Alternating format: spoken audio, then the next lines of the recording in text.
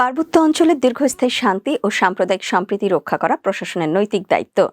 বিশেষ করে ভূমি সংক্রান্ত সংবেদনশীল বিষয়গুলো অত্যন্ত সুচিন্তিতভাবে এবং আইন ও বিধি অনুযায়ী প্রজ্ঞার সাথে সমাধান করার জন্য জেলা প্রশাসকদের নির্দেশ দেন পার্বত্য চট্টগ্রাম বিষয়ক মন্ত্রণালয়ের মন্ত্রী দীপেন দাওয়ান। আমি আপনাদের বারবার বলতে চাই যে পার্বত্য বিষয়ক মন্ত্রণালয় অত্যন্ত স্পর্শকাতর। ইন দ্যাট সেন্স এখানে পার্বত্য ভাবমূর্তি কিন্তু এটার উপর নির্ভর করে দেশে বিদেশে সেভাবে আপনারা কাজ করবেন। আর আমি আপনাদেরকে বিনীতভাবে অনুরোধ করতে চাই, আমাদের পার্বত্য চট্টগ্রাম থেকে যারা আসেন একটু সার্বিক সহযোগিতা দিবেন।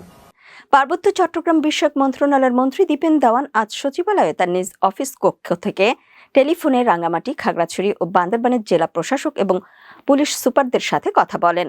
ফোন আলাপে তিনি পার্বত্য চট্টগ্রামের সার্বিক পরিস্থিতি সম্পর্কে খোঁজ খবর নেন এবং এই রোজার মাসে স্থানীয় পর্যায়ে বাজার দর নিয়ন্ত্রণ, নিয়মিত মোবাইল কোর্ট পরিচালনা এবং বিদ্যুৎ ও জ্বালানির যথাযথ ব্যবহারের ওপর গুরুত্ব আরোপ করেন। আইন শৃঙ্খলা রক্ষায় কোনো প্রকার আপোষ না করে জিরো টলারেন্স নীতি অনুসরণের জন্য তিনি সংশ্লিষ্টদের বিশেষ নির্দেশনা প্রদান করেন। এছাড়া এলাকার যানজট নিরসন ও সাধারণ মানুষের নিরাপত্তা নিশ্চিত করতে জেলা ও পুলিশ প্রশাসনকে আরও তৎপর হওয়ার আহ্বান জানান তিনি।